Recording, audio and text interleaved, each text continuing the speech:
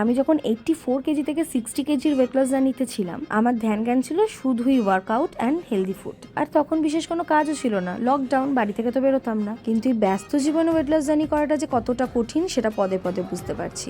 আমাদের তো কাজের কোনো নির্দিষ্ট সময় সীমা নেই, আজকে একটা সময় লাঞ্চ তো কালকে একটা সময় ডিনার। তাই আমার হাতে যেটুকু আছে সেটুকু দিয়েই প্রাণপণ চেষ্টা, বাড়ির খাবার খাওয়া, বাইরের খাবারটা একেবারে না খাওয়া, এবং রোজ সময়ের ফাঁকে একটু সময় বার করে হলেও ওয়ার্কআউট করা। এখন তোমাদের সবার প্রশ্ন যে এত ওয়ার্কআউট করেও তো কোনো ডিফারেন্স দেখতে পাচ্ছি না। তাদেরকে এটুকুই বলা যে নর্মাল মানুষের থেকে একজন পিসিওডি পেশেন্টসের ওয়েট লস করা অনেক কঠিন। সন্ধ্যেবেলা দেবদীপ এসেছিল বিজনেসে প্যাকেজিং করতে, আর ওয়ার্কআউট করে আমারও বেশ খিদে খিদে পাচ্ছিল, তাই একটু মুড়ি মাখলাম। আমি নিয়েছি শুধু পেঁয়াজ দিয়ে, আর ওরটাই অ্যাড করে দিয়েছি বাঁধাকপির পকোড়া।